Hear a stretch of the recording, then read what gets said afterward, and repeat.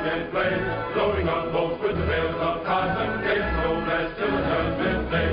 Get yourself a brand new gal, I love it, baby, with the apple of your eye. Oh, that goes all right and well, they often do very better chicken pie. Here we all work on the Mississippi, here we all work while the white folks play, loading up boats with the bales of cotton, getting no rest till the judgment.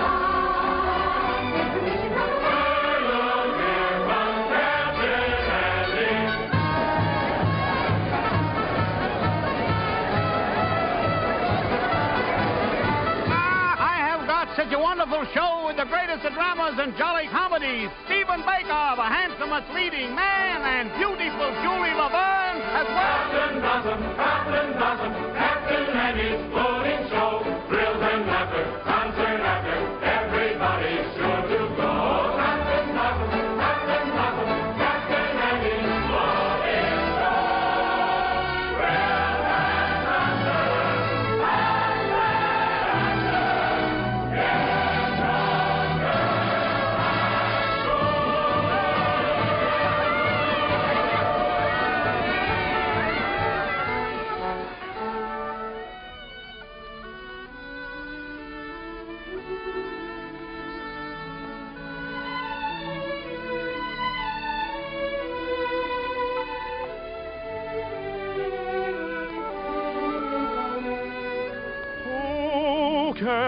if my boat goes upstream, or if the gale bids me go with the river's flow.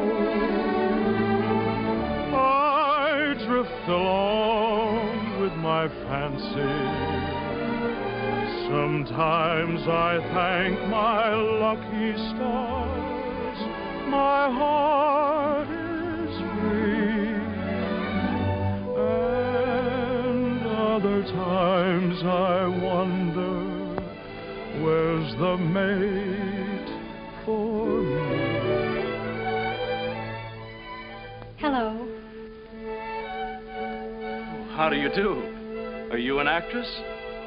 Oh, no, but I'd give anything if I could be. Why? Well, because you can make believe so many wonderful things that never happen in real life. Well, if you like to make believe one thing, why can't we make believe we know each other? The game of just supposing is the sweetest game I know. Our dreams are more romantic than the world we see. And if the things we dream about don't happen to be so, that's just an unimportant technicality. So the cold and brutal fact is, you and I have never met.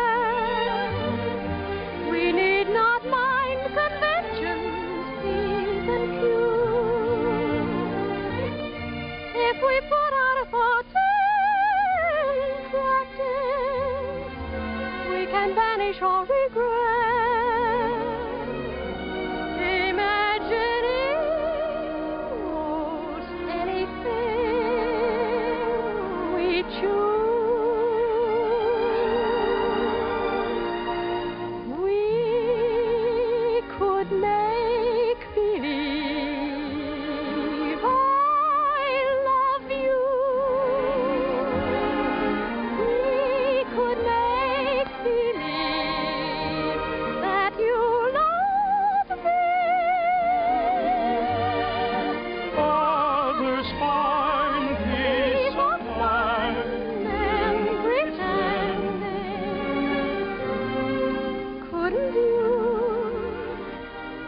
good night. Couldn't we make believe our lips are blending in a phantom kiss, or two or three? Might as well make believe I love you.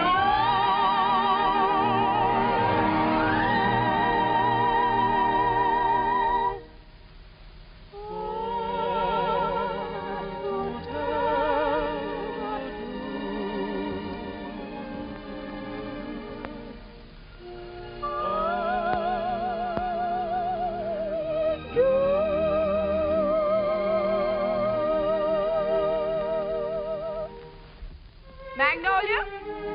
Yes, Mother. Goodbye. I hope I see you again.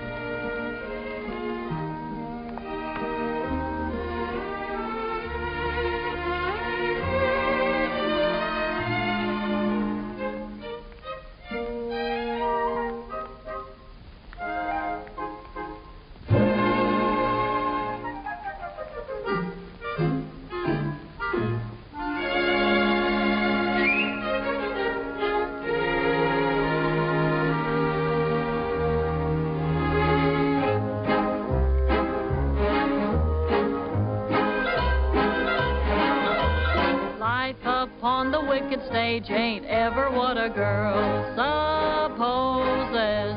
Stage door Johnnies aren't raging over you with gems and roses. When you let a feller hold your hand, which means an extra beer or sandwich, everybody whispers ain't her life a whirl.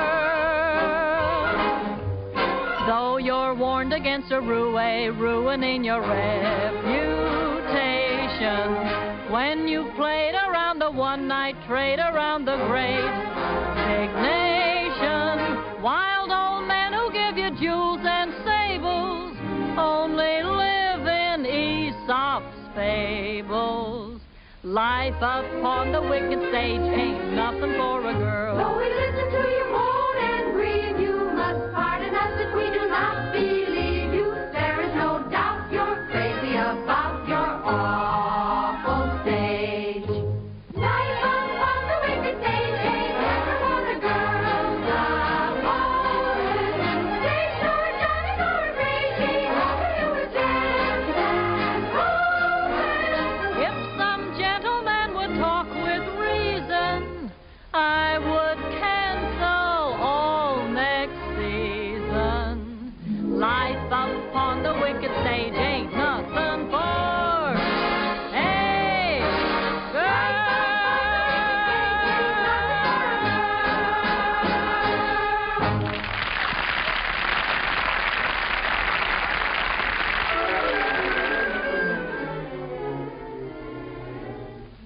Oh, listen, sister, I love my Mr. Man, and I can't tell you why. There ain't no reason for me to love that man.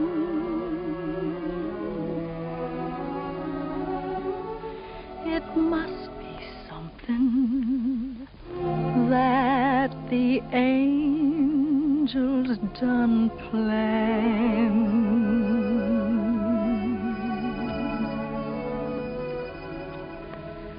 Fish gotta swim, birds gotta fly. I gotta love one man till I die. Can't help loving that man of mine.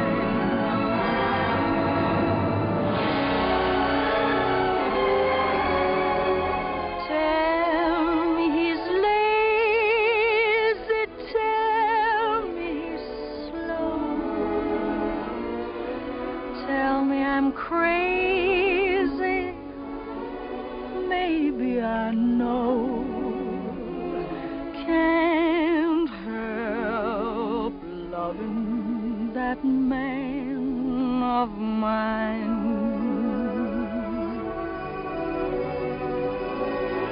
When he goes away,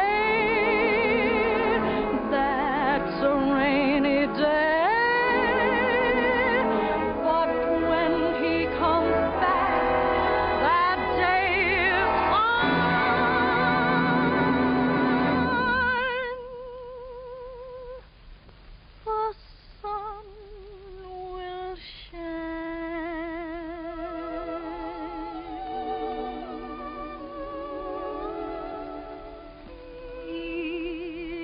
Come home as late as can be. Home without him ain't no home to me. Can't help loving that man.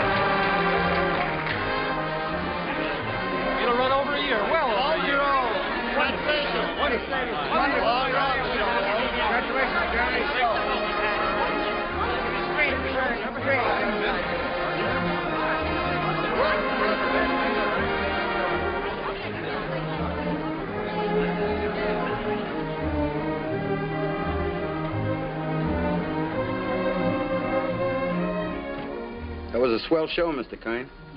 Well, thank you, Joe. Where to? The Waldorf, Mr. Kern? What was that, Joe? That big shindig they're throwing for you. It's down at the Waldorf, ain't it, Mr. Kine? Yes. But first I'd like to stop off at the house of an old friend. Yes, sir. Just for a moment, Joe. Turn right at the next crossing. It's not very far. I'm looking for an old brownstone house. It was the home of a very great and good friend. Tonight during the show, I couldn't seem to get him off my mind. Yes, sir, Mr. And I'd like to be alone for a few minutes, Joe, before we go down to the Waldorf and face that crowd. Oh, I get you. It's like a minute of silence, something like that, huh? Yes, Joe, something like that.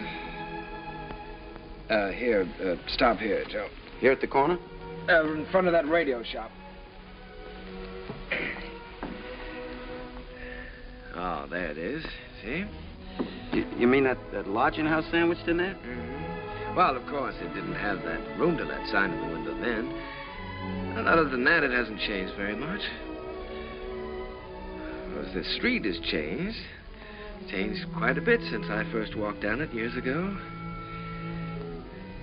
Joe, you notice this radio shop? Well, that was a bicycle shop the first time I ever saw it. I remember the day very well. It was spring, and I might have been any American kid coming down that street. I had a song under my arm, my hopes were high, and the world was wonderful. I was ambitious, and I was eager, but I needed a little help. I'd been told that the best man to give it to me was a man by the name of Hessler, James Hessler.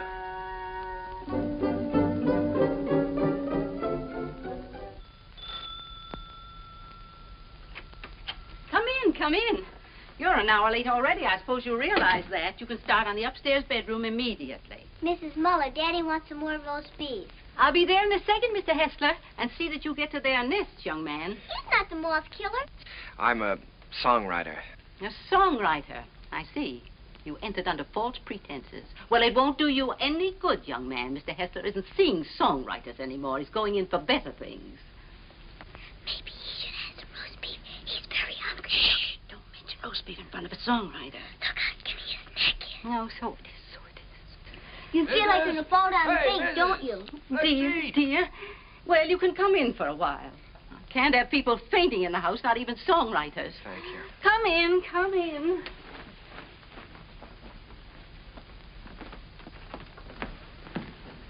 Daddy, he's starving to death. Mr. Hessler, Mr. Max... Yes, I know. Mr. Max Dreyfus of the Harms Company sent you. Written a little tune. He thinks it has possibilities if it's properly arranged. I'm to help you arrange it. Look how skinny his neck is, Daddy. Why, he said that, He told you that I was the greatest arranger in America, and I should give you a few lessons, huh? Oh, my friend, he's right. There's only one catch. I've given up arranging. I'm through dressing up silly little tunes for girl shows and beer halls. I'm going to write some real music for a change. Oh, here, Mrs. Set it down here. The trouble with you songwriters is all you ever think about is making money. Here, sit down, have some roast beef. Oh, well, no, thank you. Go ahead, sit down. No, you never think of doing anything big, anything worthwhile, like Brahms or no, don't sit down there, please. It's Mrs. Hessler's place, Rester, so we always keep it set for. Oh, I'm sorry. Yeah, sit down here. No, all you fellas want to do is write sugary little tunes and make a lot of money. Did you ever hear Beethoven's Eroica?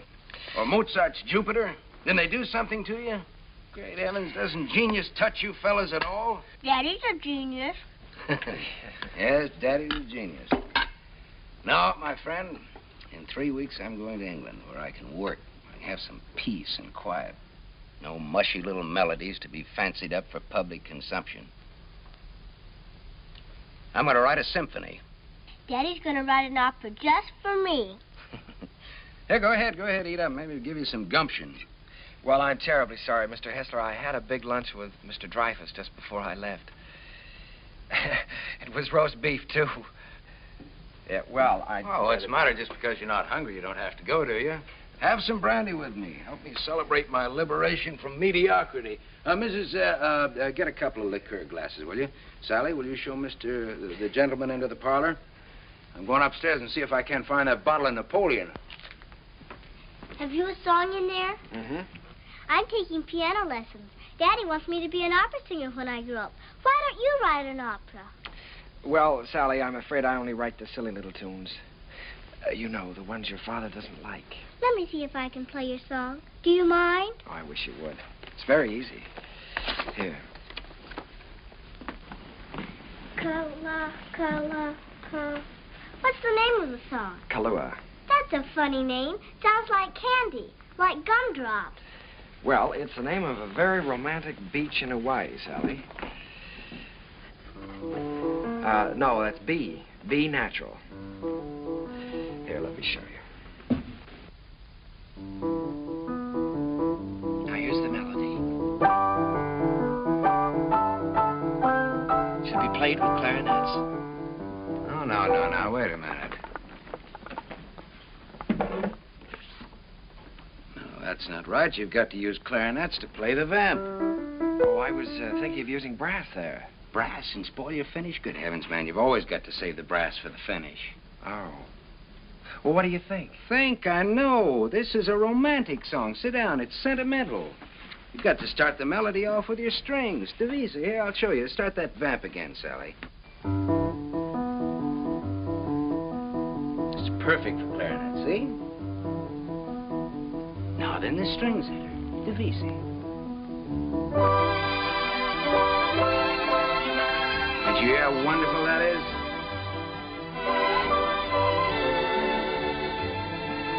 Now then, add trombones, muted trombones.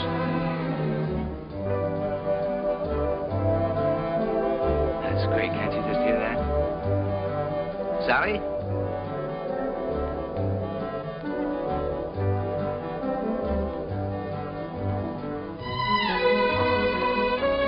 No, wait a minute. We ought to add flutes there. Light and easy.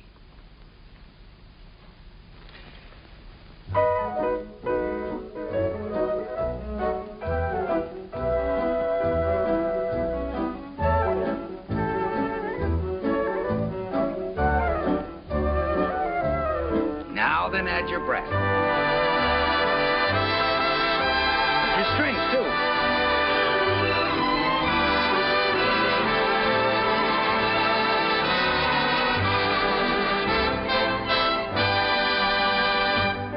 You see?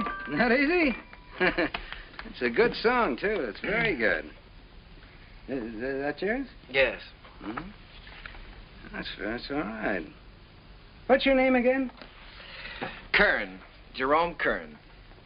Well, I'm glad to meet you, Kern. Make yourself at home. And I did. My life became a pattern of notes and clefs, tempos and modulations. We worked hour after hour, day after day. It was the beginning of a friendship. It was the beginning of a lot of things.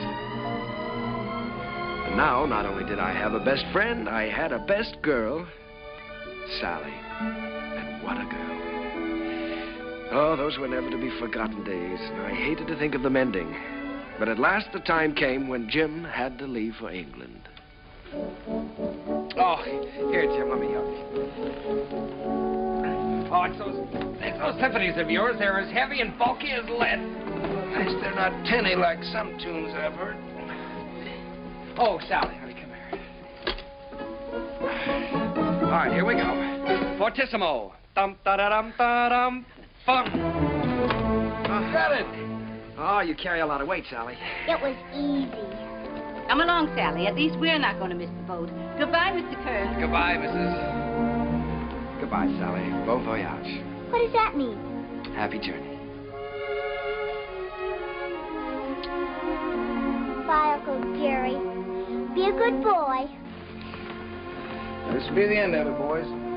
Don't forget to pack my song, Daddy. No, I'm good. She means Kahlua. Well, that is her song, Jim. You know, if it hadn't been for Sally, I wouldn't be here now. Well, she's very fond of you, Jerry. I'm going to miss her. I'm going to miss all of you. Well, we may not be gone so long. It all depends on... You won't mind living here alone, will you? Oh, no, I'll get used to it. Jim, in case I don't get a chance at the boat, I just wanted to tell you that... Oh, forget it. I like arranging now that I'm through with it. Glad to have been some help. No, it's more than that. It's been your kindness and your home here. Look, Jerry, I just want you to write some good music, some real music. That's all the thanks I want. Don't waste your time fussing with those wheezy little tunes. Think big. Try to be somebody. I will, Jim. I'll try to be as big as I can. Yeah, good. That's fine. Well, we better be on our way. Oh, good heavens, Sally's song. You know, I'm so tickled that she remembered that.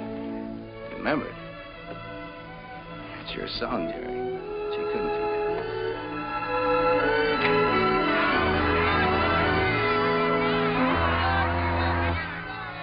I stood there watching that boat pull out of the harbor, and I was lonelier than I'd ever been in my life.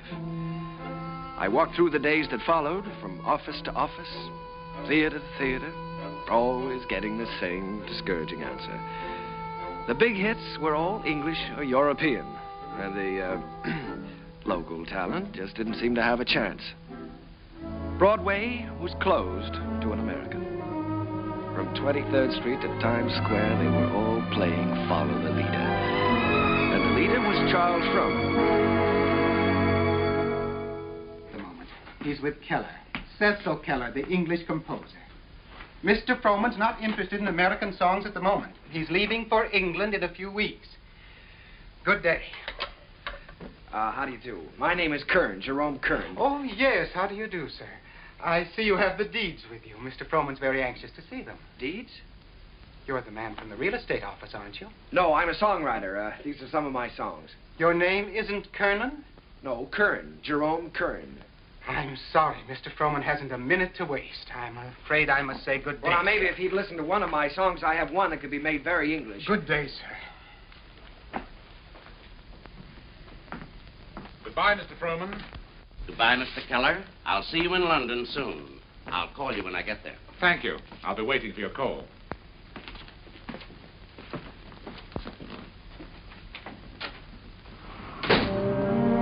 I made up my mind that I was going to try to write music with an English accent.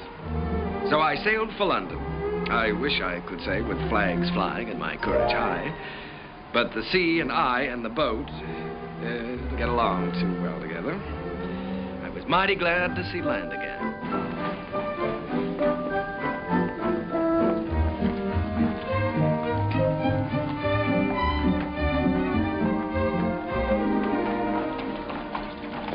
Excuse me, could you tell me where Mr. Hessler lives? Hessler? We have a Wesley and we have a Smith. No, Hessler. Mr. Jim Hessler. Uncle Jerry! Sally. Oh, honey, it's so good to see you. We didn't know you were coming. Well, I didn't know I was myself. Daddy will be so glad to see you. Come on, we live right over there. All right. Oh, Sally, you're getting prettier every day. Better than Judy. Yes. Well, the tables are turned. American songwriter invades England. That's pretty good, Jerry. No, it's daring, very original. You're thinking big anyway. It's a chance I'm taking, Jim. Say, you've gotten a little skinnier, haven't you? I haven't been getting enough roast beef lately, I guess. Jerry, I look at you sitting there, and it's just hard for me to believe you haven't been here all the time. Thanks, Jim. It's sort of like being home again. How was the symphony coming along? All right? Oh, well, yes, I'm still in the note-making stages. Of course, I always believe in making plenty of notes. It's kind of like planting seed. One day they start to grow, and then, before you know it, lo and behold, your symphony's all written. Uh-huh. Simple and easy, Not as difficult as writing those silly little tunes. Well, no, it's the quiet here that does it, Jerry. The peace in this place is just so thick that you can float on it. It's a rustic pastoral. Wait a minute, now, answer that telephone. Oh, the doorbell. Will you get the door, please? Don't you do something about that? Yeah. No, there's a picturesque pastoral. Hello. another young lady. You know the trick. Who? Sometimes they're on duck well. My little I can't girl, she's waiting for her piano lessons. Oh, Mr. Edwards. Yeah, put him on. Come, Sally, it's time for Hello, George. When, my little buddy? Fine. I don't want to. Tomorrow? Be glad to. I'm not going to have a lesson. For dinner, good. Hester, you behave yourself. All right, I'll be there. Bye-bye. George Edwards. The producer? Yes, he wants me to come up and sit in on a rehearsal of a new I show. don't want to take any piano lessons. Uncle Jerry's here. You've got to talk to your daughter. I can't do a thing with her anymore. Well... This is Uncle Jerry's first day here, and I shouldn't be made to take lessons, should I? Should I, Uncle Jerry? Well, I think you should have one day off, maybe, huh? That's the end of her. There was some hope for her until her Uncle Jerry arrived. Now she's spoiled for good and all. Come, we get ourselves a cup of tea. You know, Sally, I'm inclined to agree with you. I think Uncle Jerry's arrival does call for a celebration. Now, what'll it be? London or the fair? Oh, the fair, Daddy. Please, the fair. All right. The fair it is.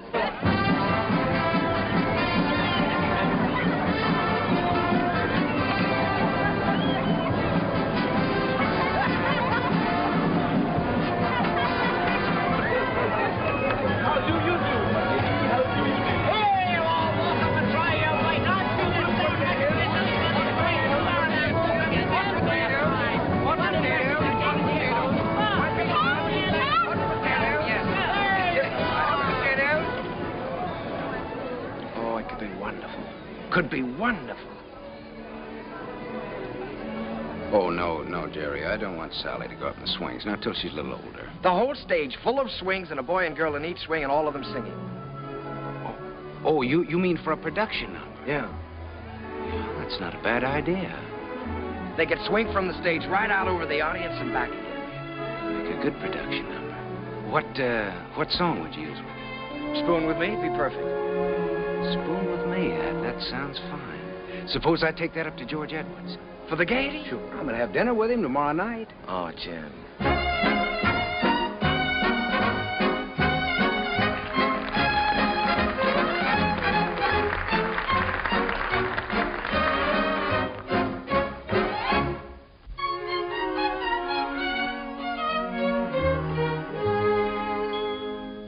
I don't know why I am so very shy.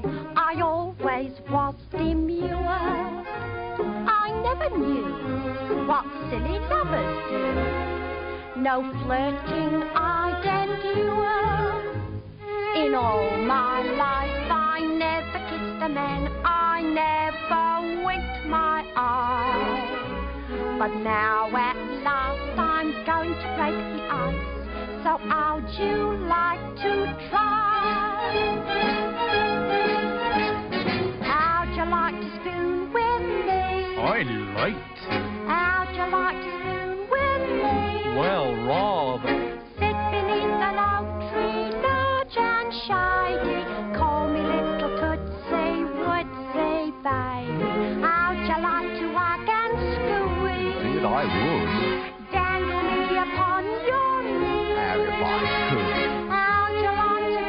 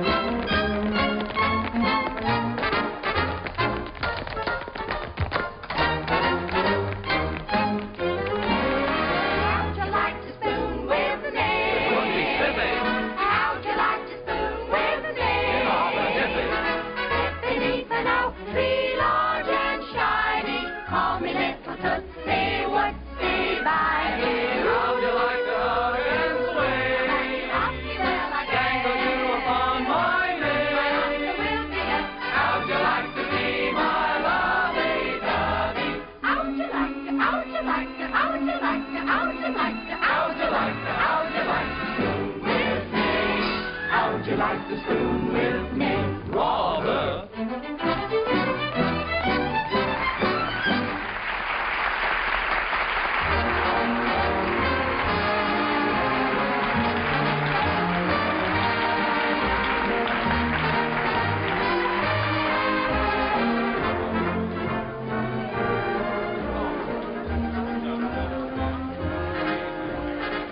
Pardon me for intruding. You've been pointed out to me as the composer of that delightful number with the swings in it. My name is Froman, Charles Froman. Mr. Kern, I want to congratulate you. Froman.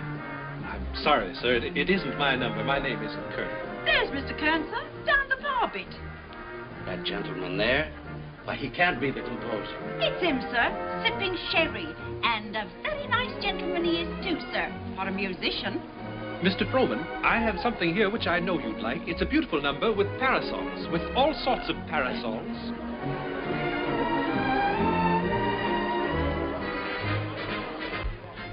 Mr. Kern? Oh, Mr. Froman, how do you do? I'm very glad to know you. Mr. Kern, I want to tell you I think your swing number is delightful. It has such beautiful English charm to it, really delightful.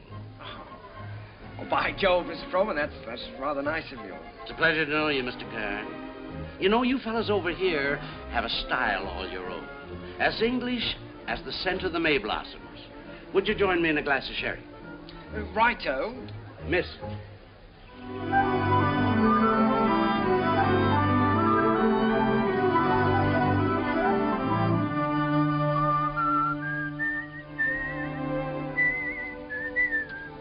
I'd give that one up if I were you.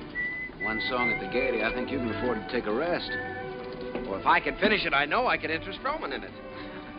You ought to know by now that Charles Froman is only interested in English music and English composers.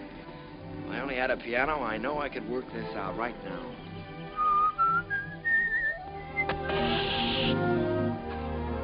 Flat. Well, it looks like you do have a little work to do.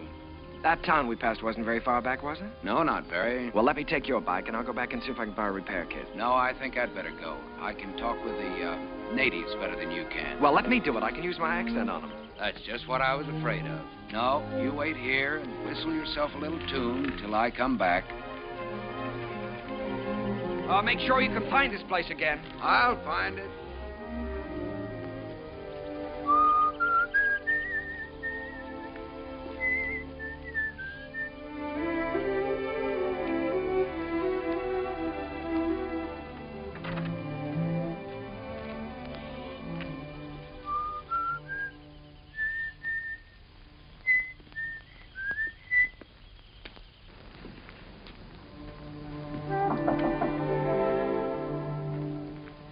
I say, is anyone there?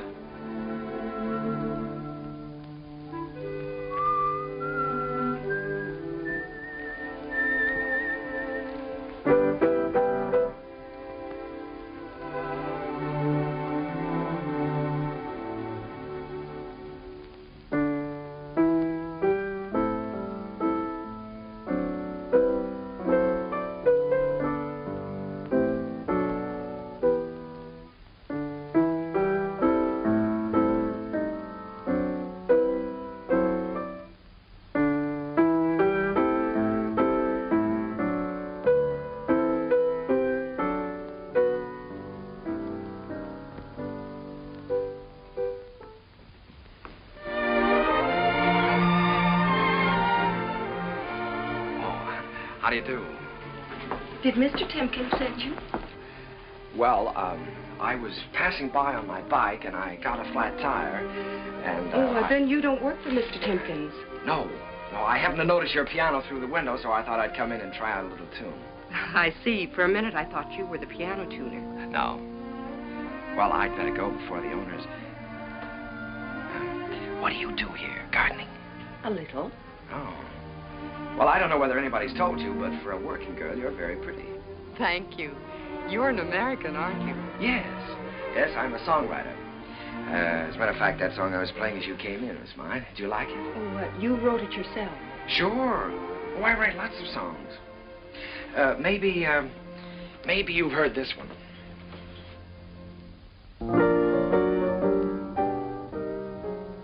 Why, that's from the Gaieties. Everybody's singing it. Uh-huh. Now, this is the one I was working on.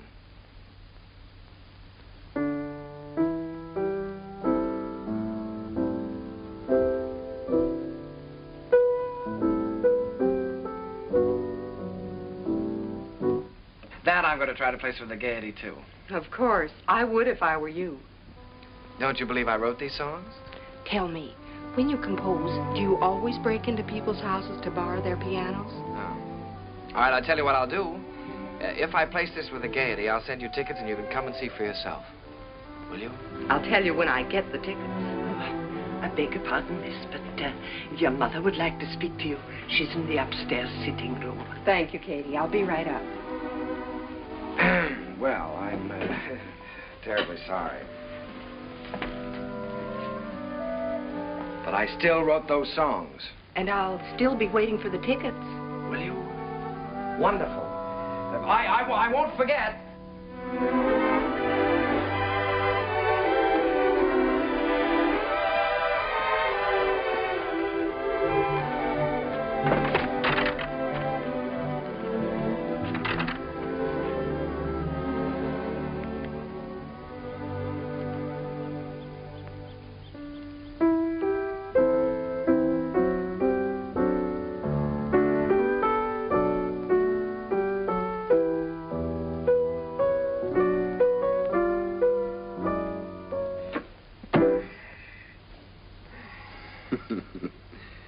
And you were the lad who wasn't going to fall in love with anybody for a long, long time. Well, this girl is different.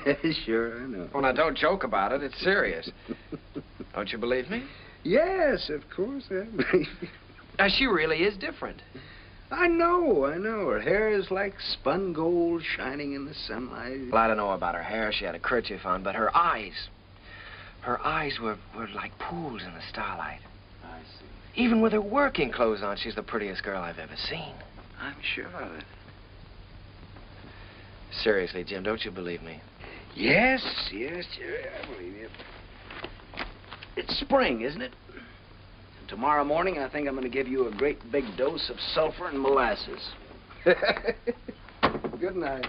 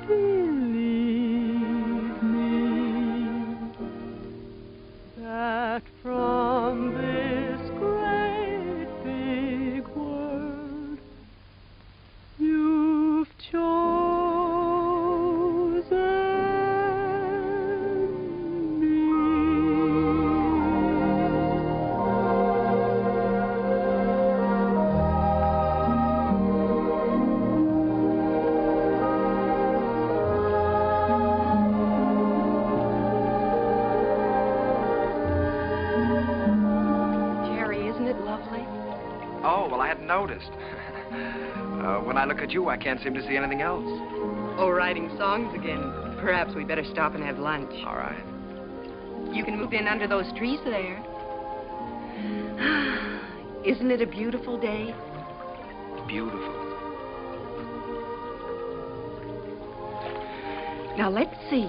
You've seen Westminster Abbey and the Tower of London, and you've seen Buckingham Palace and Hampton Court. Maybe there's something I can tell you about this place. Eva, let's drop the history course for a while. Do you mind?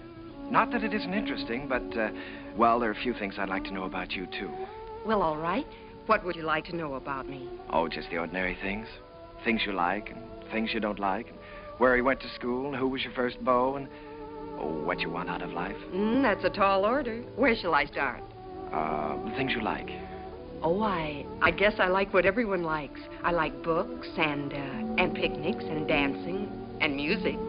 What about musicians? Oh, certainly musicians. And what do you want out of life? Oh, I guess again what everyone wants. Happiness. Have you ever given any thought to getting married?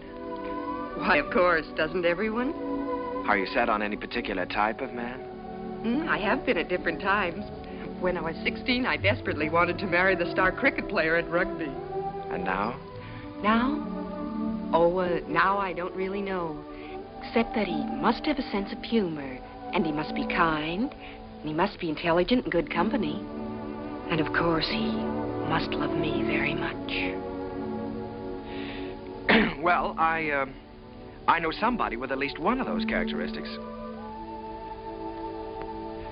Someday I'll tell you all about it. Oh, good afternoon, good afternoon, good afternoon. And how have you been this afternoon? Well, I'll tell you how I've been. I've been looking. Never mind. You feel wonderful. You feel great. How could you be otherwise after such a beautiful day? Tell me, my friend, how is your knowledge of English history? English history? Did you know that London happens to be the largest city in the world? Yes, I know that. Did you know that within the county of London there are 14 road bridges that cross the Thames? Now, there's the Waterloo. There's the Don't say.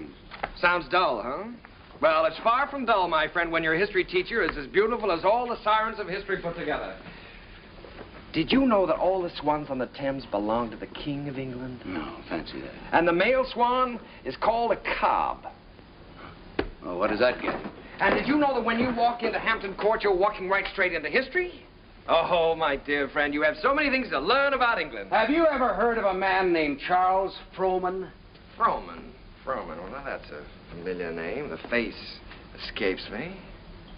How can you talk about Frohman when I'm talking about love? Oh, so that's been the theme of this little dissertation. Yeah. Well, I'm glad you informed me. Oh, it's all right. Because the next time Frohman's office calls, I'll tell him that you're too busy to be bothered. Yes, you tell him that I'm too busy.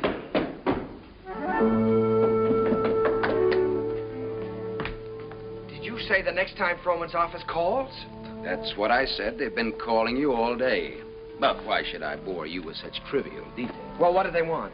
No, dear friend, you return to your archives. Why think of the future when the past is so glorious? Oh, come on, now quit clowning. What happened? Nothing. Frohman just wants you to write 4 songs for his new show. If, of course, you can spare the time. Well, why didn't you tell me about it? Why didn't I tell you about it? Well, come on, let's get going. There's no time. We've got to do that on the ship. On the what? On the ship. We're sailing with Charles Frohman tomorrow. We have to start rehearsal in 6 weeks in New York. Sailing. Oh, Jim, Oh, nothing. Look, Jerry, this is the chance you've been waiting for. You certainly are full of surprises. I thought you'd be up in the clouds. I feel like I've just been yanked out of the clouds.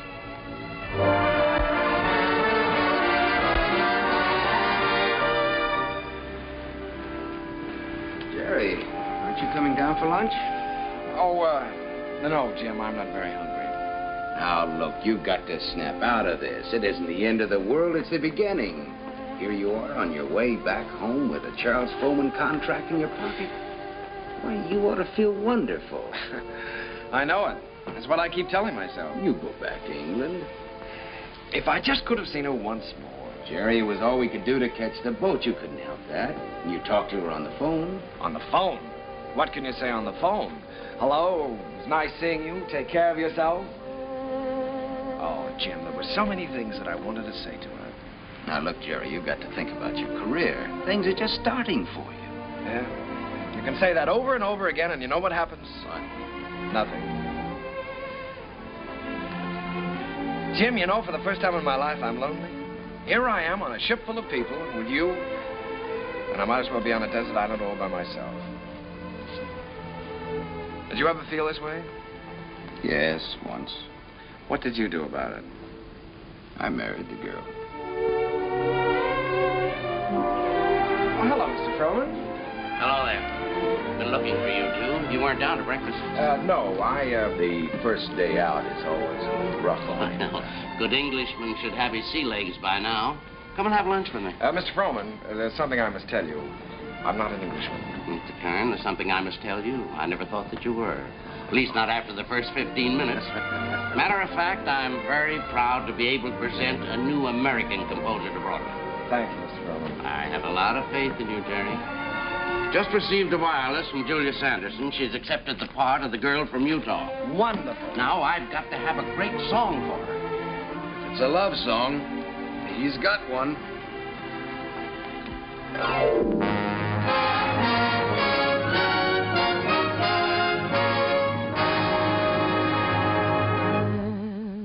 When I told them how wonderful you are,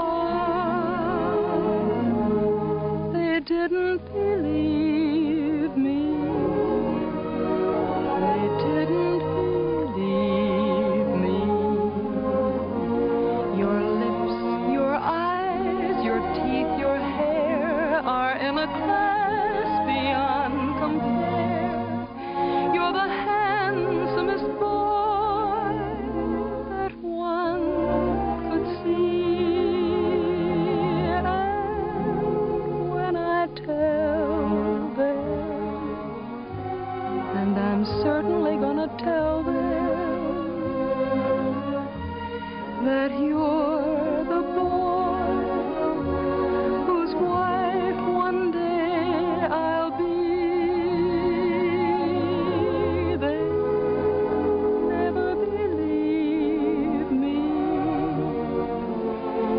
They'll never believe me. That from this great big world you've chosen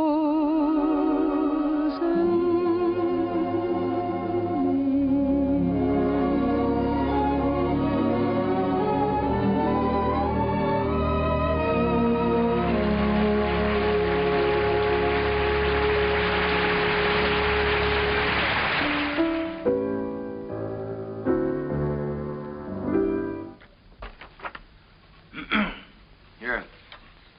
I've got the Clouds number worked out pretty well now, huh? I never realized that writing a complete score was such a job before. Well, one good all-night session like this does wonders. We could use another week. We weren't 3 weeks late already. Oh, I hope he likes it, Tim. Ron, he'd be crazy about it. If he hasn't gone out and bought himself another show while he's been waiting. Good morning. Sally, what are you doing up? I'm going to have my breakfast. Right.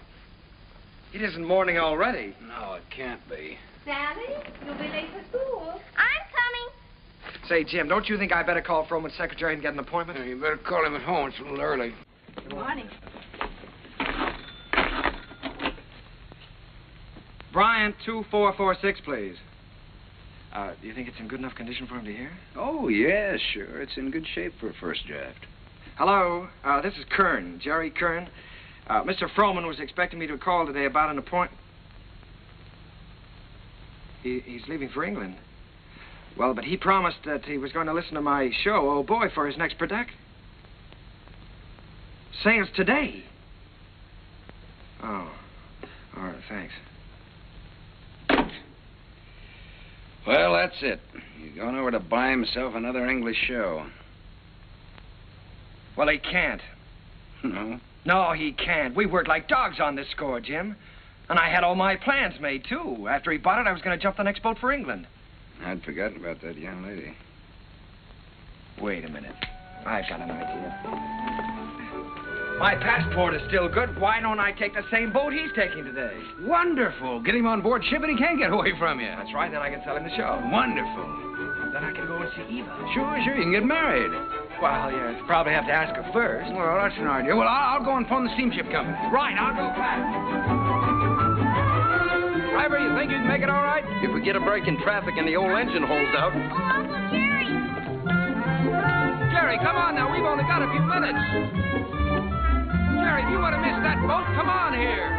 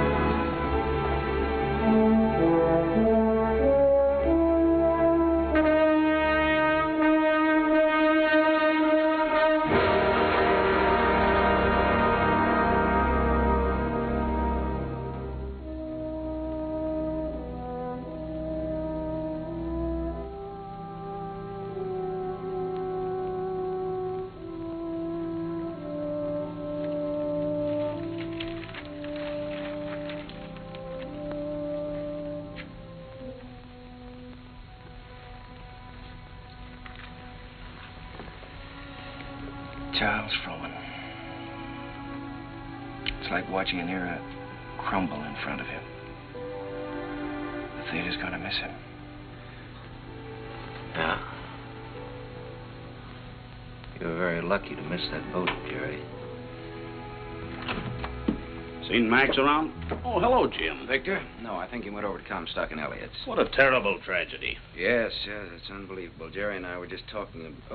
Jerry, you know Victor Herbert, don't you? This is Jerry Kern, Victor. How do you do, Jerry? It's a great honor to meet you, Mr. Herbert. Charlie Frohman spoke of you quite often. He had great hopes for you. Well, he was very kind. He liked you.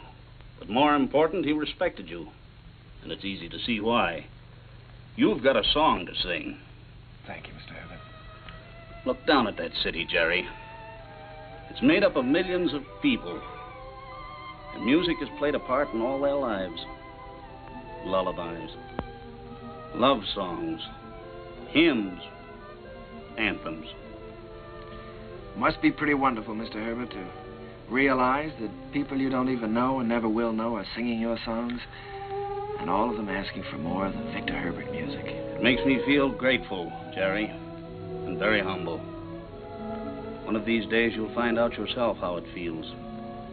What is it my publishers call me? The Dean of American Music. Well, I think you're going to be the next dean. One thing I must admit, you've got a better figure for it. Keep writing, boy. Don't let anything stop you. Good night. Good night, Mr. Herbert. Night, Victor. Good night, Jim. Good evening, Mr. Herbert. It's a deal, gentlemen. Congratulations. Comstock and Elliott are going to produce Oh Boy. Max just sent me over with the check. What's the matter? Aren't you fellas happy? Yeah, we're happy. Thanks. Turn out those lights again, will you, Ed?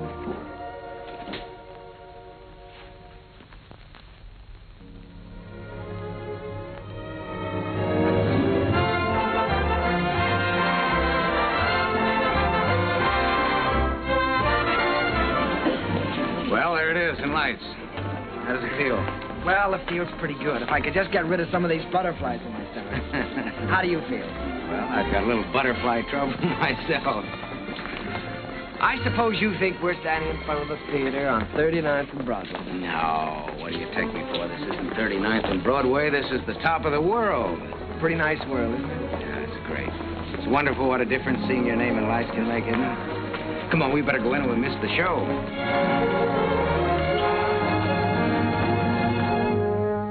The rain comes a pitter-patter, and I'd like to be safe in bed.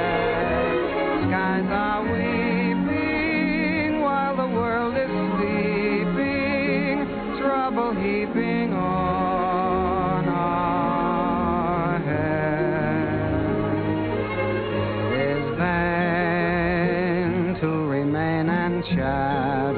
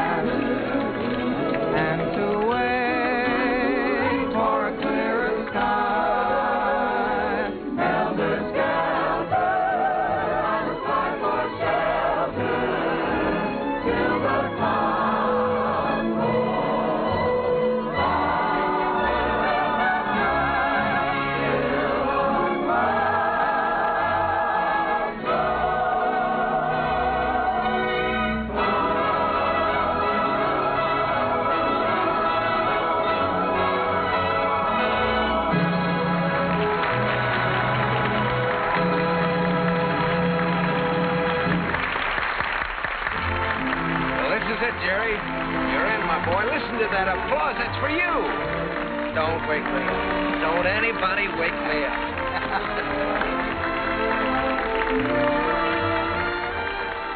Figured out how you're going to spend your money yet? Well, for one thing, I think I'll buy an interest in Harms. For another... You think you might take a little ocean voyage? Well, good luck. I don't see how she can possibly say no. Well, that's what I'm worried about. I'm afraid she is going to say no, Jim. You know, I can't get her out of my mind. She's... Yeah, I know. I've been through this before. She's everything you've ever dreamed of on this earth. She's everything I've ever dreamed of in heaven.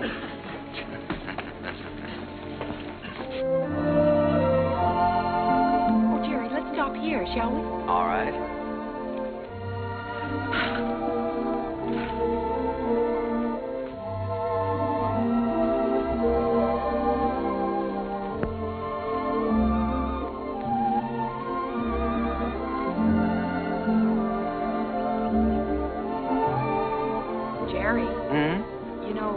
Write very often.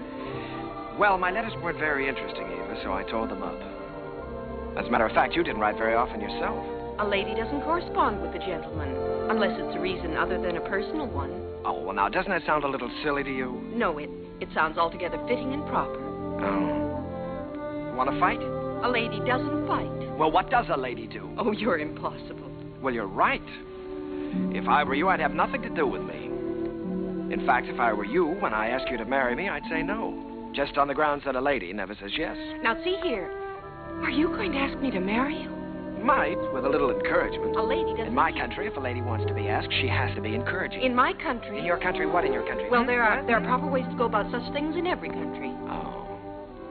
Well, then let me put it this way. From the very first moment I saw you, when you walked in from the garden, I knew that out of all the women in the world, I'd finally found the right one. The only one.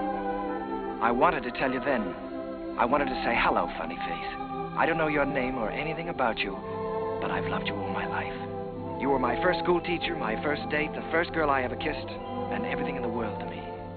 You see, I recognized you immediately. You thought all that? That's right. I stood there thinking that, wondering what you'd do if I kissed you. What would you have done? What would you do now?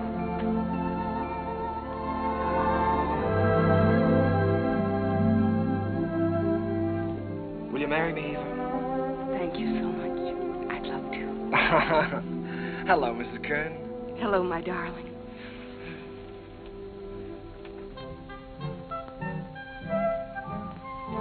They're here, Daddy. They're coming up the steps. Welcome home. Jim!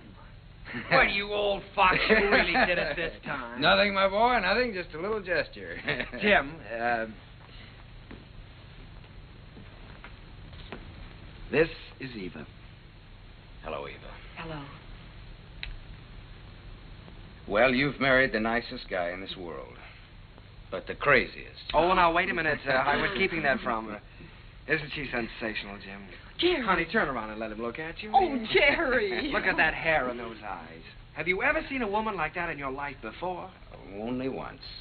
No, I hope that both of you have all the happiness in this world. Oh, thank you, Jim. I think we have already. Forgetting me and the music. Oh, Sally, yes, I'm sorry, dear. Sally. On behalf of my father, Jim Hessler and myself. On behalf of my father, Jim Hessler and myself, I wish to congratulate you on the start of your voyage into the great sea of life. Oh, Sally. Well, on behalf of my wife and myself, I thank you very much. I'll take it. Hello, Mrs. Hello, Mr. Kern. Sally, it's so wonderful to see you. Why, you have grown up, haven't you? Sally, this is your Aunt Eva. On behalf of my father... Thank you, Sally. We're going to be real good friends, aren't we? Yes, I expect we are. Well, what do you say? Let's all go in and have something to eat, shall we? Oh, Jim, it's so good to be home again. Yes, it was good to be home. I felt I had everything in the world. Happiness, success, and the wife I had dreamed about. I wanted to put it all into music. Eva's smile, and her eyes, and what it meant to be with her.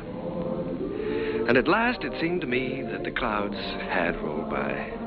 First, there was Leave It to Jane. Leave it to Jane, Jane, Jane. I don't know why you should make me plot and plan for you. She is the girl with... I always try to do everything I can for you. No problem you can wish on her gives her a strain. She'll tackle gaily, a score or more daily. If something is on your mind, and I can see that there is not a dot of it. comfort you soon will find. Leave it to me, I will soon get you out of it. If you have started worrying, kindly refrain and just hand over the whole thing to Jane.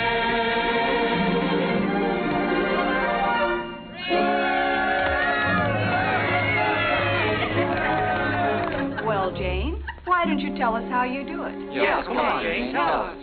Oh, but it's really very simple. I just study up on the famous women of history. You mean like Lucretia Borgia? Well, no, not exactly. Listen. In days of old, beside the Nile, a famous queen there dwells. Her clothes were few, but full of style, her figure slim and svelte. On every man that wandered by, she pulled the Baseado. And everyone observed with awe that her work was swift, but never raw.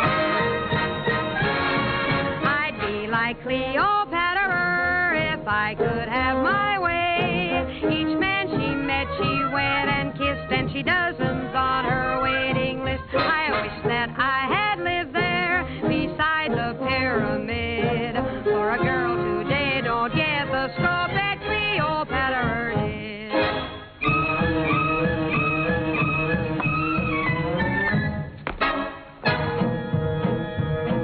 She danced new dances now and then, the sort that make you blush.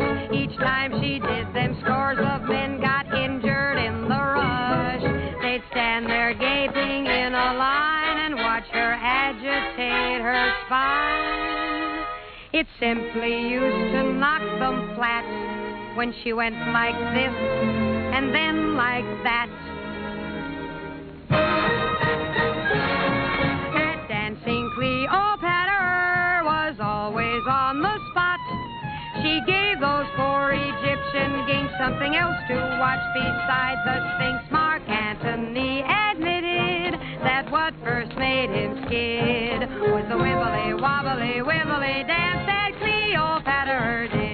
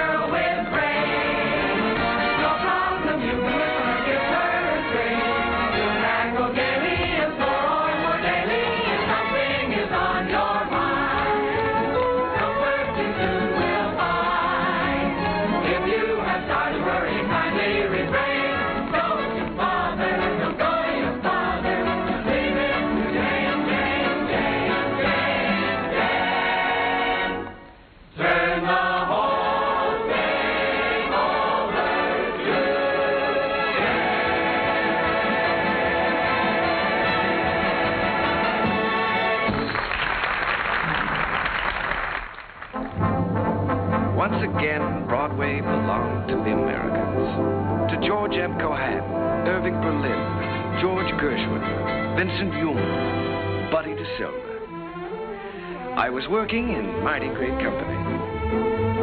And in one of my own shows, Sally, I was fortunate enough to have the reigning queen of the era, the wistful, lovely, unforgettable Marilyn Miller.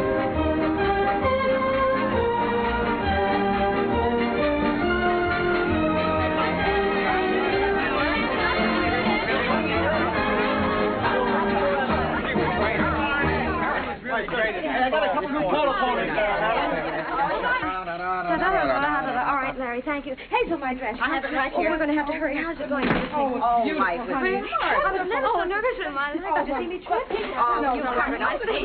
More flowers from Mr. Dixell. Oh, wonderful. Lovely.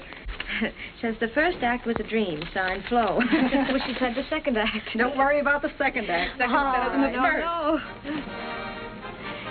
Thank you. Hazel, is everything ready for the quick change? Everything's ready in the stage dressing room. All right. Thank you. Is what we got everything? Yes, everything's here. All right, let's go. Good luck, Miss Miller. Thank you. Good luck, dear.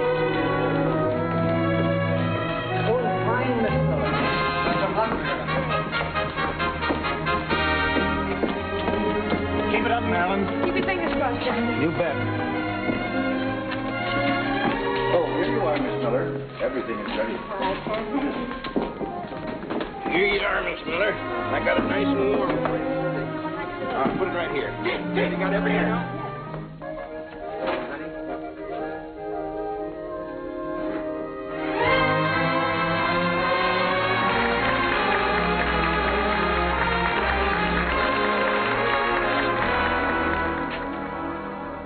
As I wash my dishes, I'll be following a plan.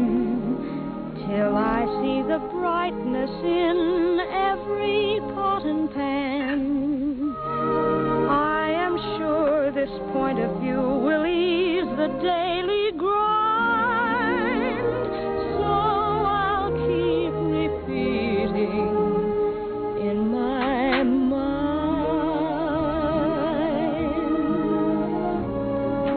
Look for the silver lining whene'er a cloud appears in the blue. Remember, somewhere the sun is shining, and so the right thing to do is make it shine for you. A heart full of joy and gladness will always banish sadness and strife. So always look for the silver lining and try to find the sunny side of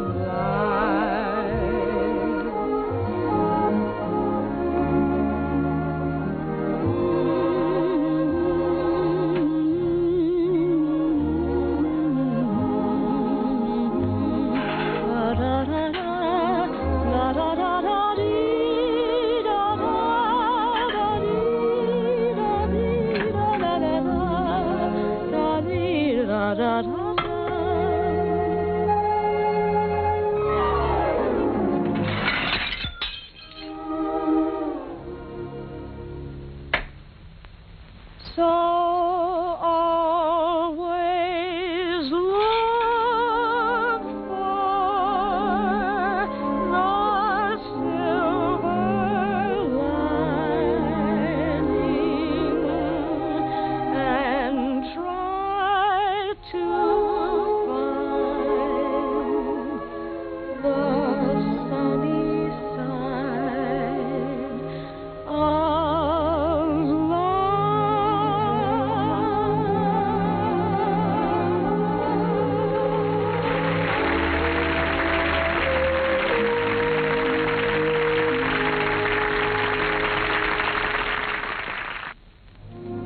I never thought I'd ever keep a scrapbook, but it was nice to know that people were singing my songs and asking for more.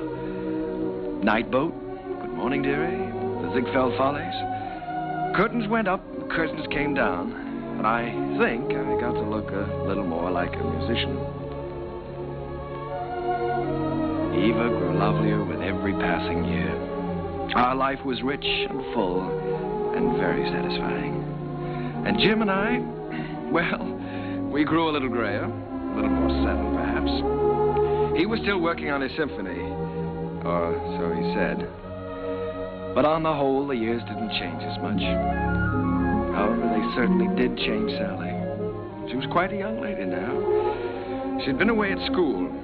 In fact, many schools. Well, Sally. Hello. Darling. Well, Sally, I thought you were at school. Well, I was. Oh. What happened this time? I just can't stand that school anymore, Uncle Jerry. I've left, and I'm not going back. What does your father say about that? Well, he hasn't said anything yet. He doesn't exactly know. You see, I just left there this morning, and I came right out here to talk to you. Oh, Uncle Jerry, I had to leave. I hated it so much I couldn't eat or sleep or anything. This is the third school you've left now, isn't it, Sally? Yes. Well, now, it seems to me that you ought to be able to make a go of one of them. Oh, I just don't seem to fit in very well. The kids all seem so... Oh, I don't know. All they're interested in are parties and clothes. They seem to think that's all there is to life. Oh, Uncle Jerry, I wish you'd talk to Dad for me. He'll listen to you. Well, Sally, you know your father isn't well. Then I ought to be home where I can take care of him. You ought to be at school completing your education. You want to make something of your life, don't you? Oh, I've had an education, and now I want to get down to something serious. Oh, Uncle Jerry, you did promise you'd help me get a start in the theater. I said I'd help you when you were ready. Your father wants you to complete your schooling first, Sally, and he's the boss. Oh, Uncle Jerry, Dad's forgotten what it's like to be young and feel like this, but you haven't. You haven't forgotten what it's like to stand on Broadway and look up at the lights and think, someday I'll see my name up there. You remember that feeling, don't you, Uncle Jerry? Yes, Sally, I've got to admit it, I do. Well, then that's more important than school or anything else in the world, isn't it? Isn't it, Uncle Jerry?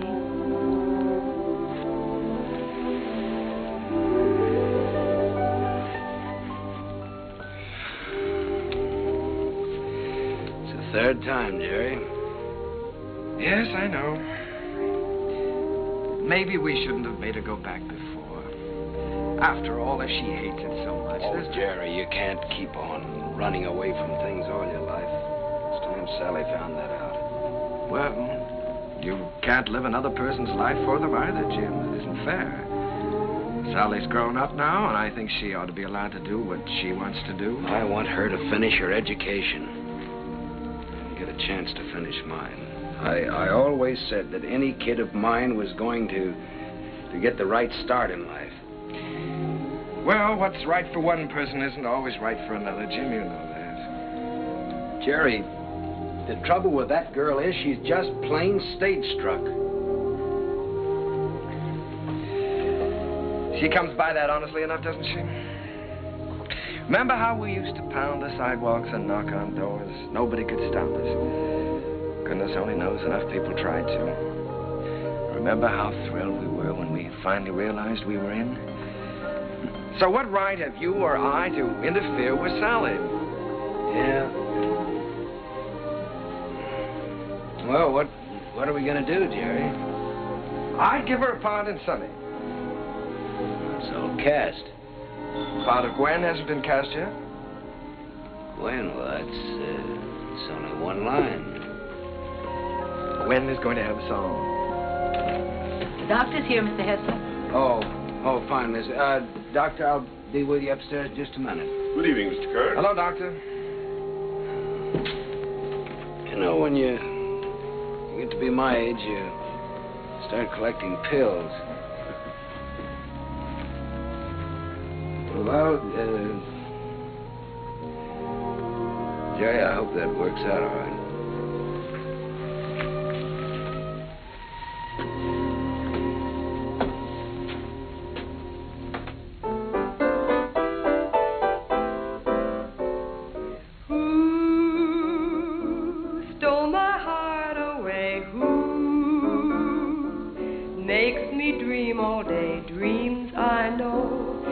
Never be true. Seems as though I'll ever be blue.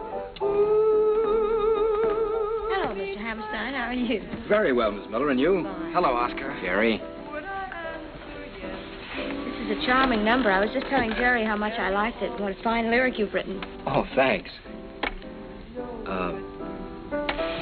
Jerry, I've just been talking to Mr. Dillingham, and he thinks that Who should be a big production number instead of a solo, and that, of course, Marilyn ought to sing it. Oh. Well, then, of course, we'll have to do it. It puts me in rather a tough position, though, Oscar. After all, I did write it for Sally. I know you did, Jerry, but we'll give Sally something else. Oh, she's going to be awfully disappointed. It's a wonderful song, and I'd love to sing it, but I hate to take it away from her. Well, it's for the good of the show, Marilyn. I think you're right, Oscar. Have you thought, though, how you're going to tell Sally? It's not going to be easy. Oh, I thought you should tell her, Jerry. Oh, I was afraid you would. Well, after all, you know her so well, it shouldn't be too difficult. Well, it would be a lot easier if I didn't know her so well. Would you like me to tell her? I'm sure she'll understand. Would you do that, Marilyn? Certainly. Ask her to meet me in my dressing room. And don't worry. Thank you, darling. But Uncle Jerry wrote that song for me. I know. And I know how disappointed you must be, too. But, Sally, disappointments are part of the theater, and you've got to be able to take them. Well, the very same thing happened to me in my first show. I had to give up my song to the star. I think I felt pretty much as you're feeling right now. Then I think it's a pretty low, miserable trick for you to pull on someone else. Sally, listen to me a minute. This is your first show. You're just starting. And there are going to be a good many songs and a good many shows for you. It may be difficult for you to understand now, but one day you'll realize you've got to give and take, whether you like it or not. I'll never take a song away from anyone else, especially if it's their first real chance. Sally, please don't put this on a personal basis. I don't want to take the song away from you. Then why are you doing it? Mr. Dillingham thinks it's best for the show. And what's best for the show is more important than what I want or you want or any personal feelings involved. Don't you see that, Sally? Yes, I see it all right. You're trying to take my song away from me, and you aren't going to get away with it. Uncle Jerry wrote that song for me, and I'm going to sing it. I don't care whether you are the star. You're not going to take it away from me. Sally. She can't have my song, Uncle Jerry. Don't let her talk you into it. I don't care what happens. She can't have my song.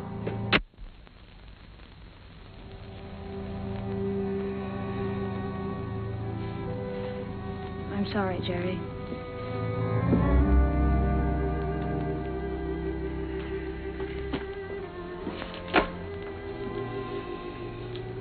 What is it, Sally? Am I still in the show, Uncle Jerry? If you want to be, you won't have a song, though. They took my song away from me, the song you wrote for me. Sally, there's a little thing called the good of the show. Apparently the show didn't seem very important to you this afternoon. Not important. You didn't care what happened to the show just so long as you got your way. The theater doesn't work that way, Sally. Nothing works that way. I learned something today. I suddenly realized that you're not ready for the theater yet. Not ready? No. All you have to offer is a small talent, a great deal of conceit, in return for which you want success.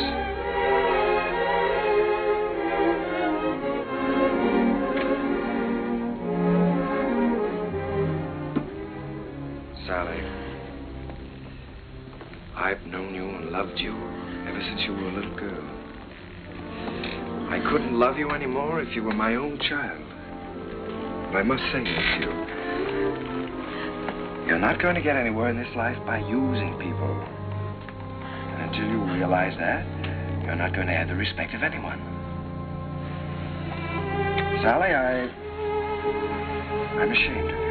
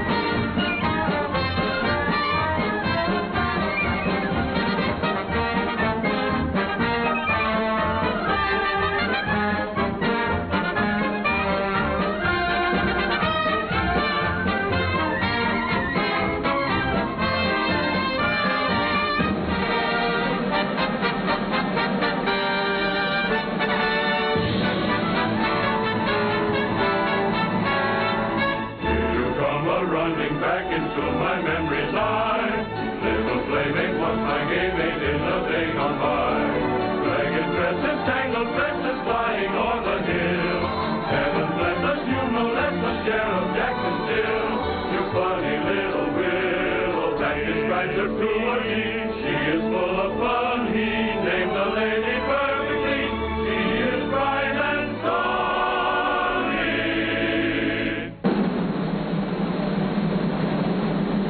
Never comb your hair, sonny. Leave the breezes there, sonny. Let your stockings fall down for shocking. The sound is all that you do. Smiling all the while, cowboy. Where'd you get your smile from, boy? Little sunny girl, be my honey girl, sunny.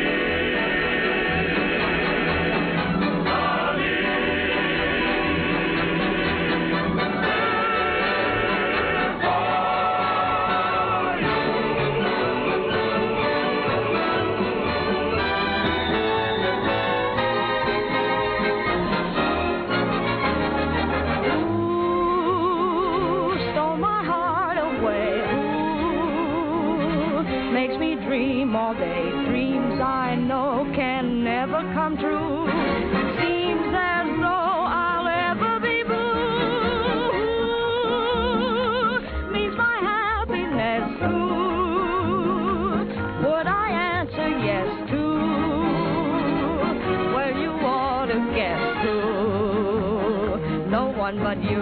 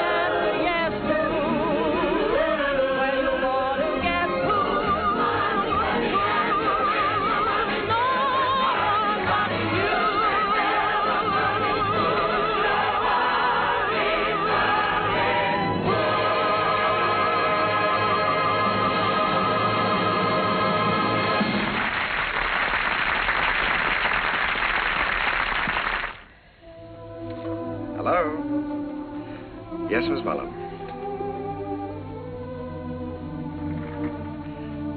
You sent for the doctor? Is Sally there? Oh. Well, you be sure he stays in bed, Miss Mullum. I'll be right over.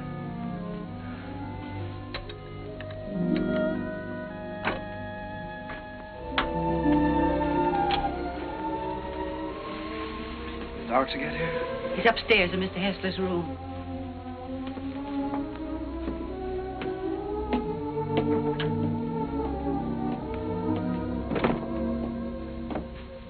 It's his heart. I wouldn't stay very long. Mr. Hessler could use a little rest.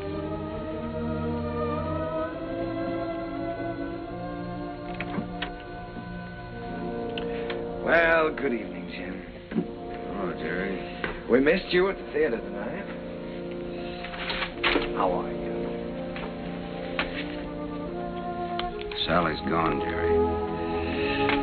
Yes, I know. Mrs. Muller told me. She didn't come down for dinner, so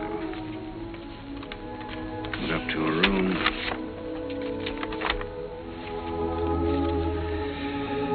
Dear Daddy, I'm going out on my own. Don't worry about me. Someday you'll be proud of me. I'll always love you. P.S. Tell Uncle Jerry I still love him. It's all my fault, Jim. I shouldn't have suggested that she'd be in the show. No, Jerry. Sally is Sally. It's time both of us faced that. Yes, I know, but I think I heard her.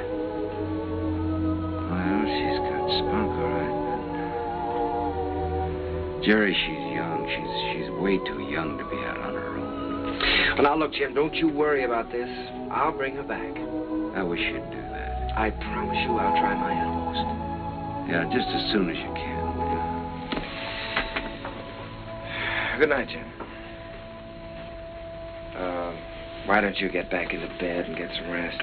Yeah. I left no stone unturned trying to find Sally. Personal ads, private detectives. But the answer was always the same. No one had seen her.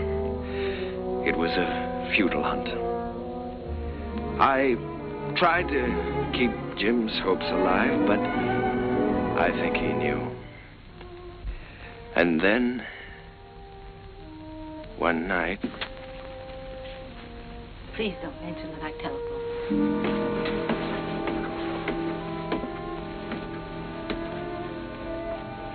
I think, Mr. Kern, you'd better go up right away. He's been asking for you.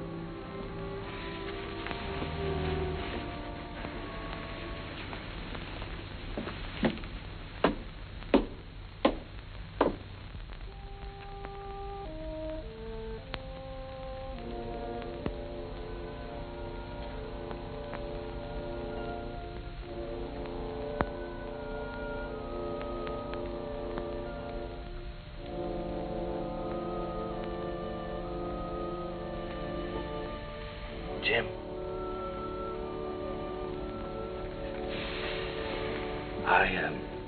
I was just driving by. I thought I'd drop in and say hello. Yeah. You forget I've known you a long time. Feeling better, aren't you? Yeah, I'm fine. Well, that's good. All you need now is a little rest. Kind of quiet around here now. Yes, it is, but things will be popping again just as soon as Sally comes back. Have you heard from her, Jerry? No, not directly. But I've got a couple of very good leads. I've got a hunch they won't be very long now. Then I'm going to see to one thing, Mr. Hessler. You're going to finish that symphony. I've kept you from that too long now. Oh, I forgot about that symphony. Forgot about it years ago. Well, what about your notes? I never made any notes. I was just posing as usual. You know, I used to go around hollering about being a genius. You are a genius, Jim. And you with your wheezy little tunes. You were writing the real music. The folk music of America. Thanks, Jerry, for letting me kind of stick around. No, wait a minute. Let's get something straight, Jim. I didn't let you hang around. If it hadn't been for you and your faith in me, I would have quit half a dozen times, you know that. And if we're going to start handing out bouquets, I just want you to know that I don't know where to begin to thank you.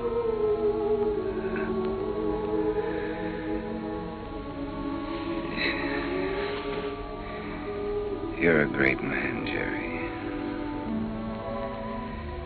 It's been a privilege getting in on that music. It's been a lot of fun. Now, let's not talk that way, Jim. In a couple of weeks, you'll be back at that piano, screaming for more and more brass.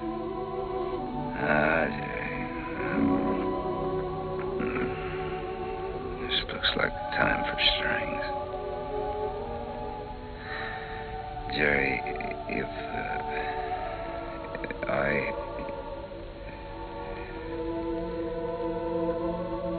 want you to look after Sally for me.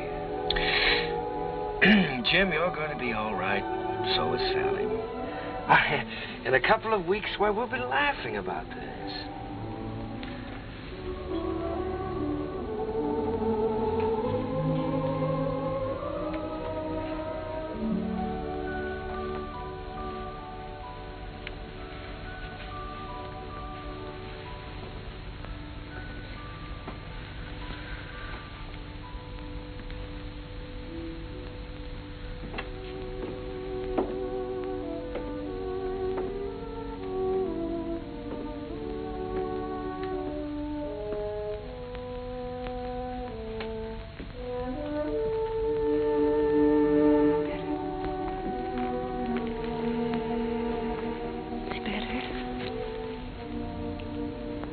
I made some coffee.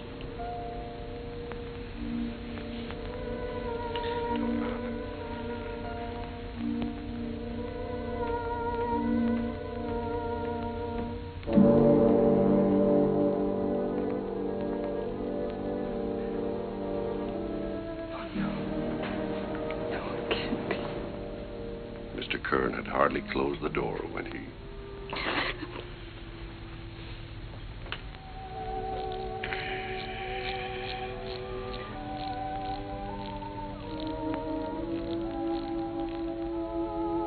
I was completely lost, completely helpless. Jim was gone, and I had failed him, was still failing him. I'd lost a world with Jim's passing, and everywhere I walked with ghosts, reliving lost hours, pacing a world of memories. I couldn't even think in terms of music. I began to feel that I might never write again.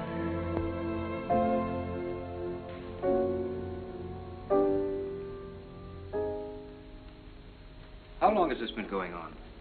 For weeks, Oscar. Ever since Jim died.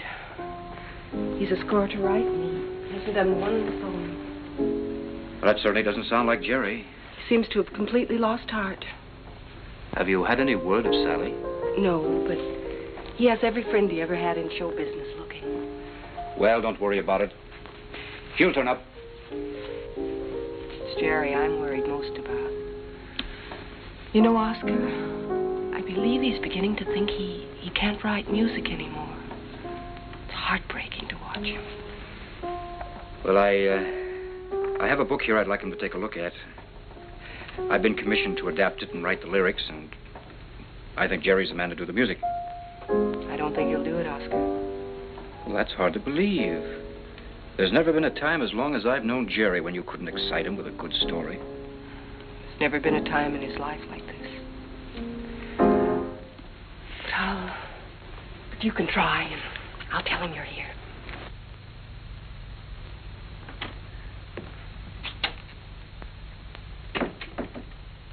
Hello. How's it going, dear? Oh, fine, darling, fine. I was just tinkering a little bit with the melody, but it's going to be all right. Of course it is. Aye, it is raining, isn't it? Jerry, Oscar Hammerstein's here. Oscar? Oh, darling, why didn't you tell me? Oscar, come in. Hello, Jerry. My goodness, it's good to see you. Won't you sit down? Sit down. Thanks, Jerry. Well, what's new? I'll tell you what brought me out here, Jerry. I came across a novel that I think's going to make a great show. Now, if you'll do the music, I'd like to do the book. Oscar, I'd love to. I really would, but, I have so many commitments right now that I don't think it wouldn't be fair to you or anyone concerned. Suppose I leave the book with you and you glance through it when you have time. Oh, it's no use, Oscar. Well, I'll leave it anyhow. See you next week. Won't you stay for dinner? I'd certainly like to, but I have to get back to town. Bye, Eve. I'll see you to the door, Oscar. Bye. Bye.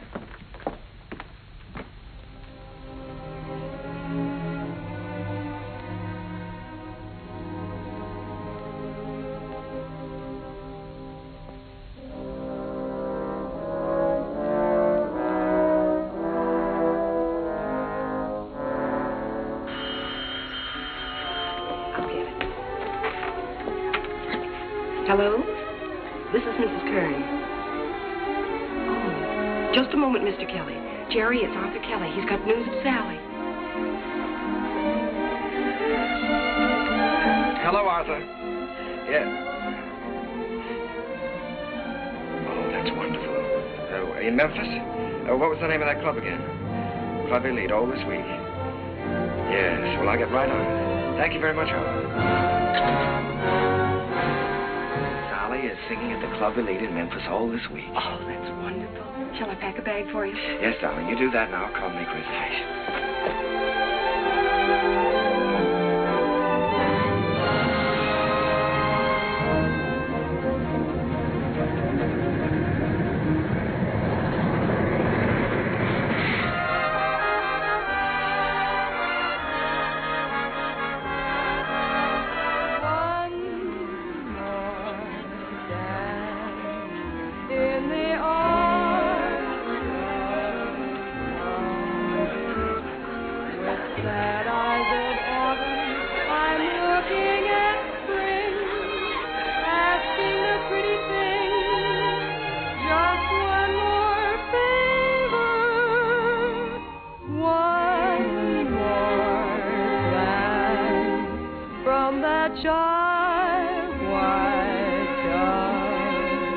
One more night, if you will. One more flight, one more thrill. One more dance, if you will, with me.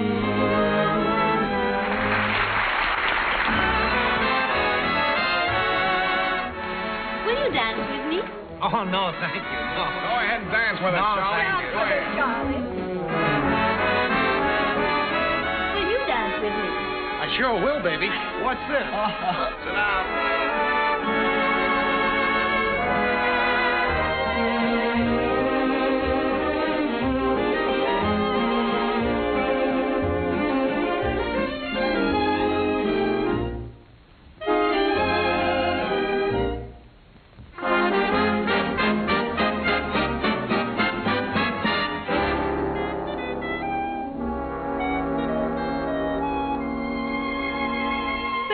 What you're losing by constantly refusing to dance with me. You'd be the idol of France with me, and yet you stand there and shake your foolish head dramatically while I wait here so ecstatically.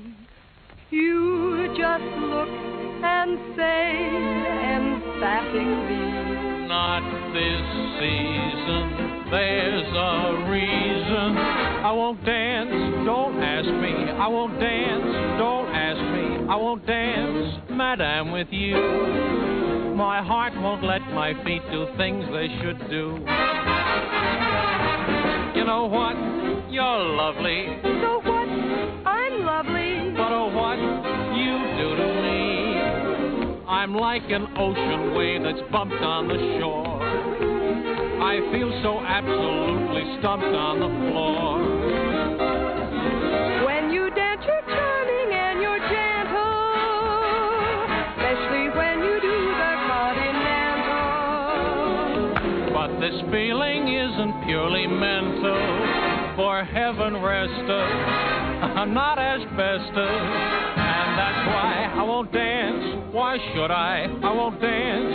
How could I? I won't dance. Merci beaucoup. I know that music leads the way to romance. So if I hold you in my arms, I won't dance.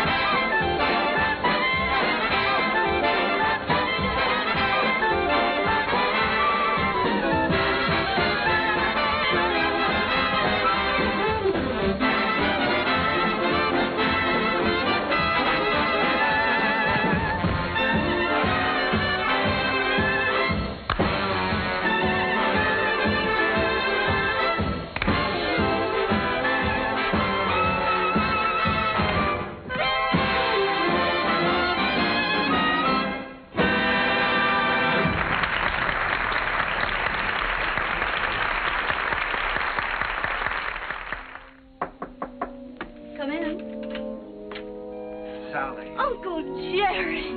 Oh, Uncle Jerry, I'm so glad to see you. What are you doing here? Well, I was out front watching the show.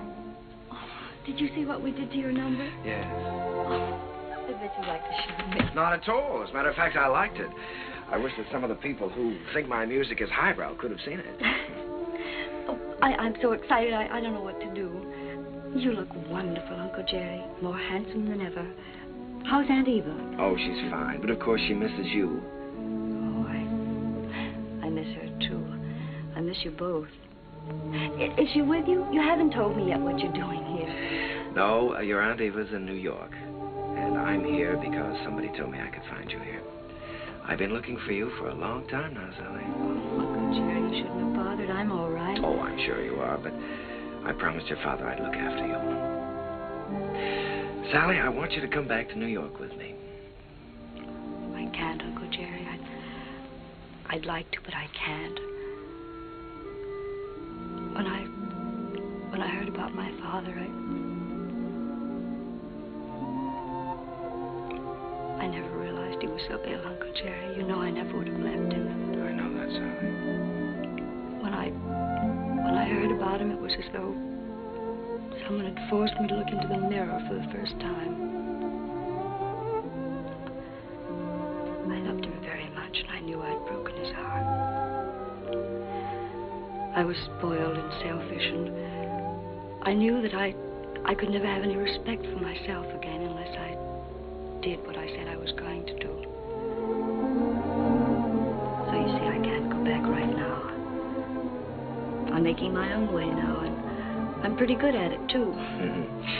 Well, Sally, I just don't like the idea of you being here and all alone. This is just a stepping stone from where I've been to where I hope I'm going. I'm making $50 a week now because management thinks I'm worth $50. If I'm worth more, I'll get more. And if not, I'll have to find it out for myself. And Uncle Jerry, I'm not using anyone. 5 minutes, Miss Vesper. Thank you, Jimmy. You understand, don't you, Uncle Jerry? Well, Sally, you know, darling, I'd give anything in the world if you'd let me help you. But I must say that I've never been quite so proud of anyone in my life as I am of you at this moment.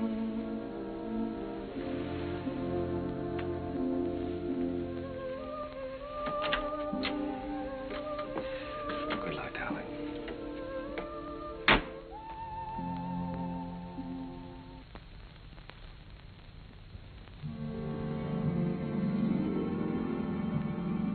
Gradually, I felt the old heartache misting away, and I was at peace. The promise I had made Jim had been fulfilled. Sally was going to be all right. I walked along the river that night, with the river wind in my face and the taste of it on my lips. And I stood there, listening. A sudden excitement thrilling through me, listening to the song of a river that makes its way right through the heart of America. And the voice of that river was the laughter, and the tears, and the joys, and the sorrows, and the hopes of all America's people.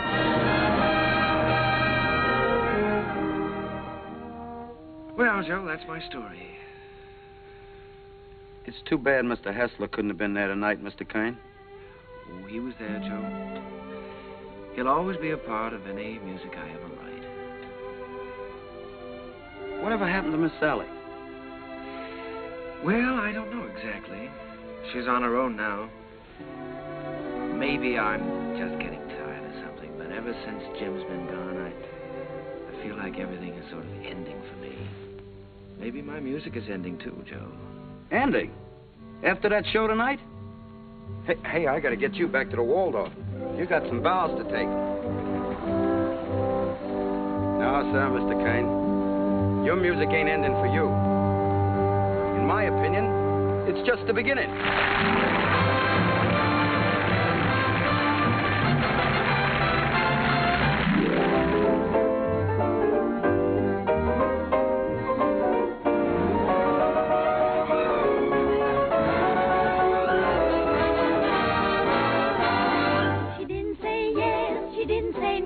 She didn't say stay, she didn't say go. She wasn't so sure that he'd be good. She wasn't even sure that she'd be good. So what did she do? I leave it to you. She did just what you do.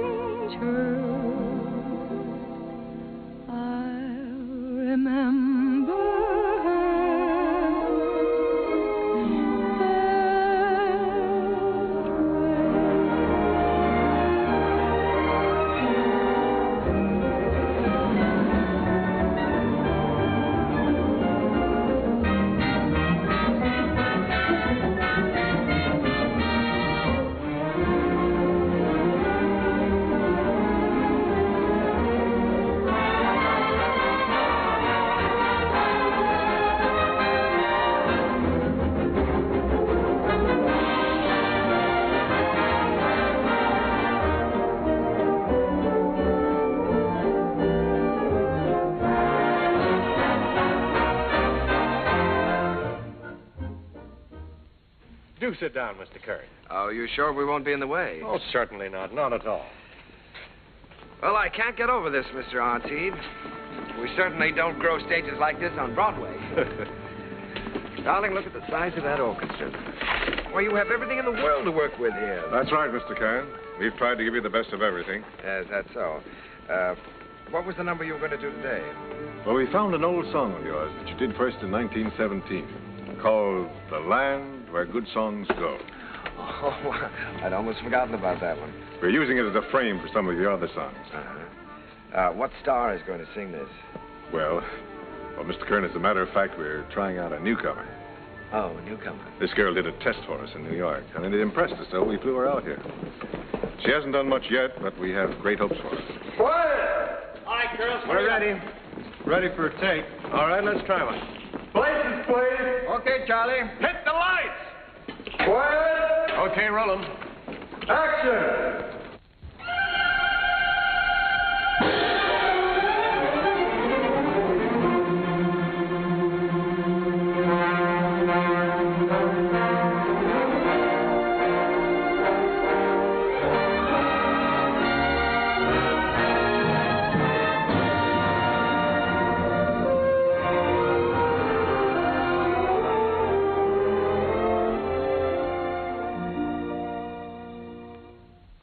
the land of flowers and April showers with sunshine in between, with roses blowing and rivers flowing, mid rushes growing green. Like her, Mr. Kern? Like her? I love her. I'd rather hear her sing one of my songs than anyone else in the world. Wouldn't you even?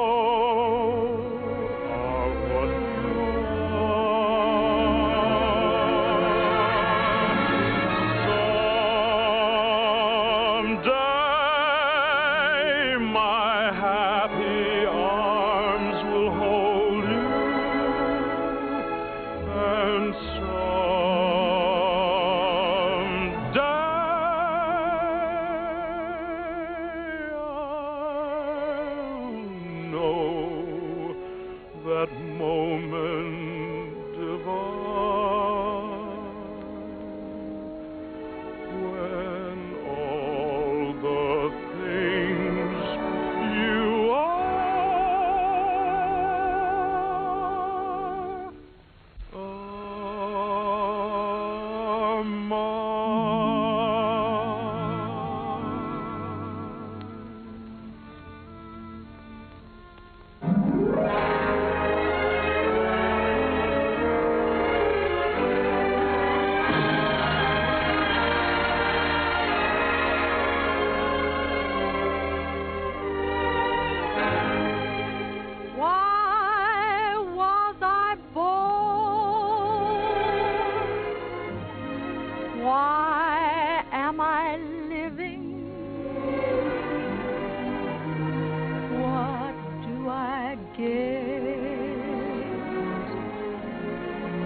what am I giving? Why do I want the things I dare not hope for? What can I hope for? I wish I knew.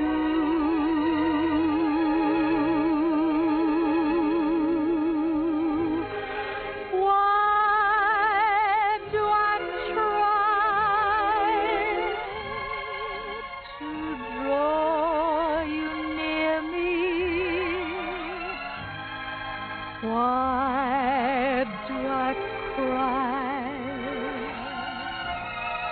You never hear me. I'm a poor fool, but what can I do?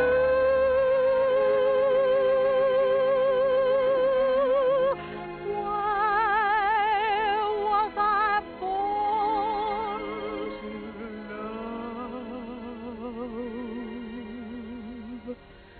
you?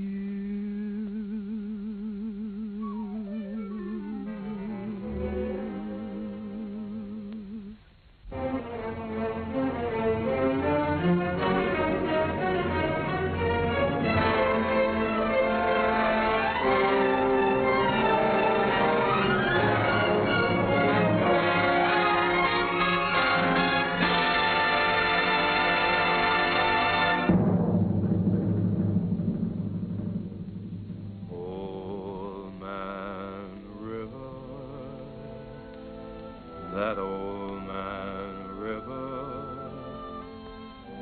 he must know something, but he don't say nothing. He just keeps rolling. He keeps on rolling along.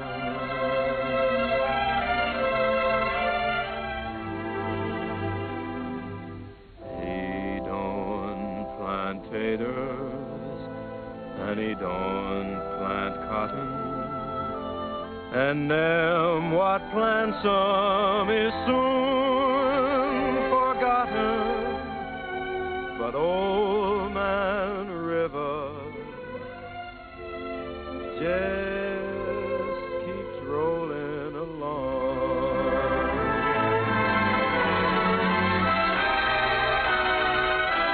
You and me, we sweat and strain, bodies all aching and racked with pain. Tote that bar, lift that bell, you get a little drunk, and you land in jail.